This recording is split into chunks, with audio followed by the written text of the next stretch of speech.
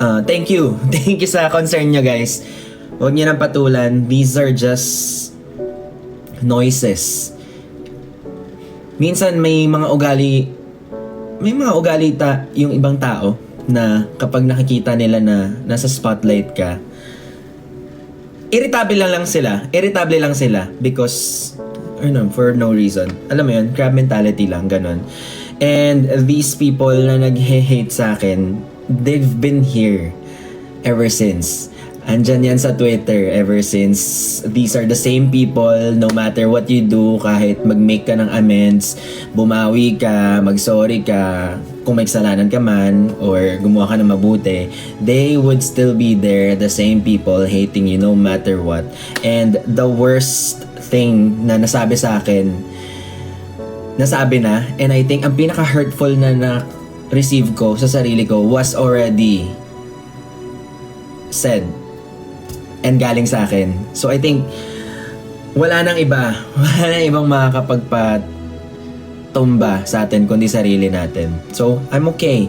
Thank you. I'm okay. I'm fine. 괜찮아요. 진짜 괜찮아요.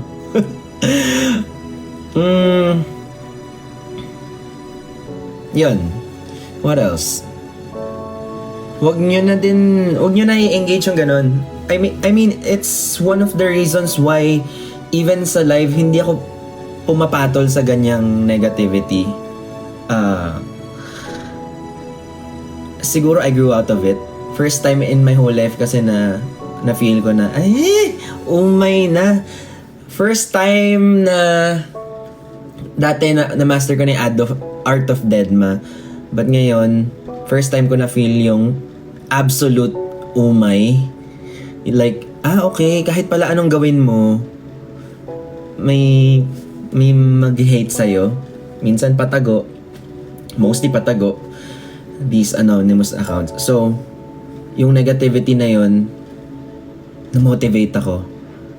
At parang sabi ko, hindi naman talaga pala sila mawawala. So, I will make sure makikita niyo ako in the next few years more.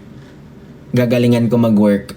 Gagalingan ko sa social media para mas makita niyo pa ako. So, if you don't like me, I'm sorry, you're gonna see more of me. Yung mga taong ayaw sa inyo, minsan may mga kaibigan ng ikaw na patagong hindi happy sa success mo, make sure ipa-witness mo sa kanila yung success mo. Make sure ipa-witness mo sa kanila yung genuine happiness mo hanggang wala silang magawa.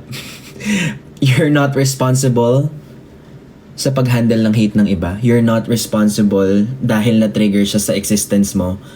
Hindi ka responsible. That's it. I just wanna say that. I'm good. I'm so tired, but I just wanna say that.